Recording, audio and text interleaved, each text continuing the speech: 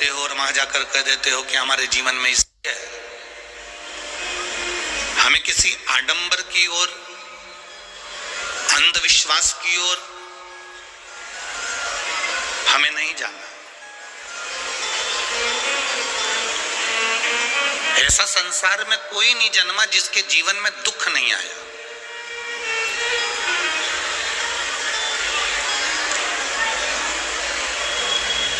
मट्टी का जो घड़ा बनकर रखा हुआ है, वो मट्टी का घड़ा अग्नि में तपता है तभी तो उसमें पानी रुकता है।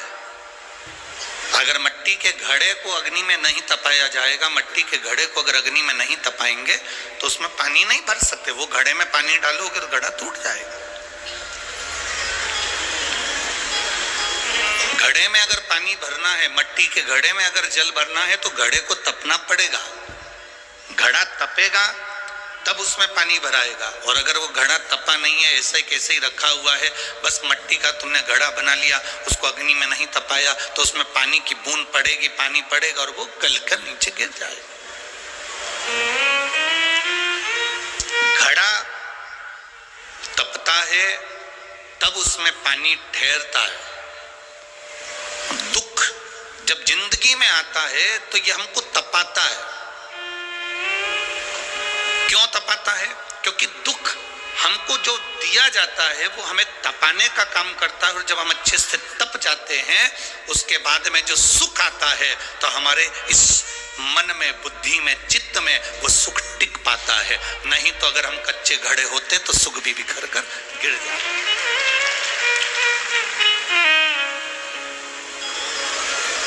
वो सुख भी समाप्त हो जाता। क्या राम जी की जिंदगी में दुख नहीं आया? क्या भगवान कृष्ण के जीवन में दुख नहीं आया?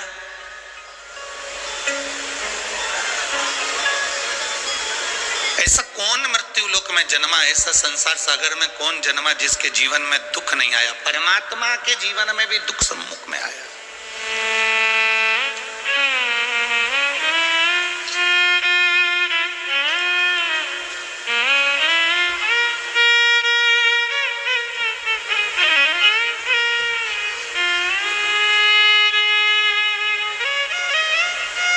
हमने बहुत पहले कथा में कही थी, आपके स्मरण में अगर होगा, जितने लोग टीवी पर कथा सुनते होंगे उनके स्मरण में होगा।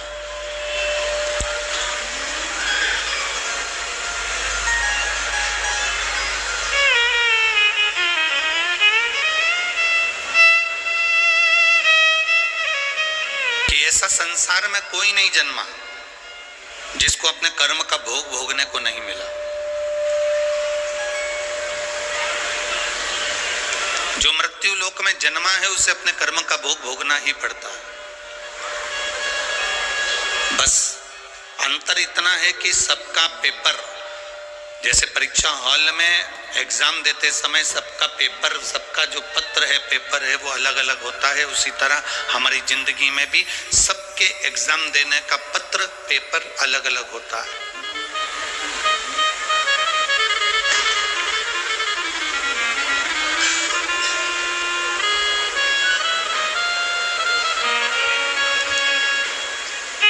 माता पिता की सुने ना सुने, आप गुरु की सुने ना सुने, आप भगवान को प्रणाम करें ना करें, आप मंदिर जाएं ना जाएं, आप सत्संग में जाएं ना जाएं, आप किसी गुरुवाणी को स्मरण करें ना करें, पर इतना जरूर याद रखना कि अपने कर्म का भोग मनुष्य को भोगना जरूर पड़ता, उसको कोई नहीं टाल सकता।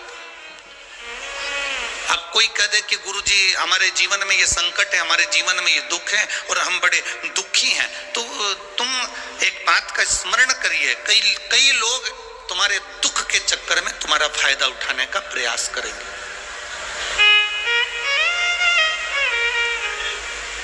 संसार के कई लोग ऐसे हैं जो तुम्हारे केवल दुख का फायदा उठाने का प्रयास करेंगे, पर ना। शिव महापुराण की कथा कहती है, अगर जिंदगी में समस्या है, राम जी के जीवन में दुख आया तो उन्होंने रामेश्वर धाम की स्थापना करी और भगवान शंकर की पूजन करके लंका पर चढ़ाई करी।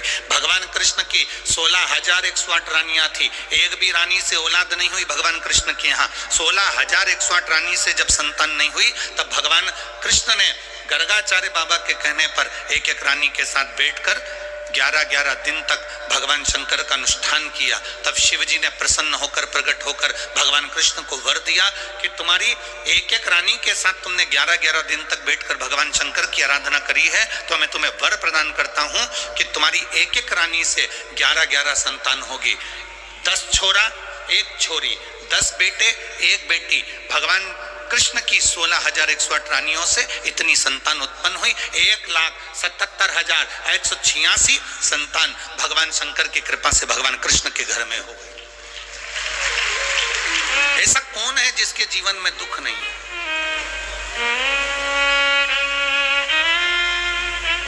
ऐसा कौन है जिसके जीवन में कभी तकलीफ नहीं आई? आती है, कष्ट आता है, रोग आता है, बीमारी आती है, दुख आता है, पर मैंने तेरे ही भरोसे बाबा, तेरे ही भरोसे हवा बिच उड़ती जावांगी बाबा, डोर हत्तो छड़ी नामे कटी जावांगी। भोले मैं तेरी पतंग, शंभू मैं तेरी पतंग, हवा बिच उड़ती जावांगी बाबा, डोर हत्तो छड़ी नामे घटी जावांगी। सबके जीवन में दुख है, सबके जीवन में तकलीफ है, पर जिसने शिव को साध लिया, भगवान राम जी ने शंकर भगवान की आराधना करी, शिव जी की पूजन करी, उनको साध लिया। गला पकड़ रहा है, भगवान शिव की आराधना भगवान राम जी ने करी, शिव को साध लिया।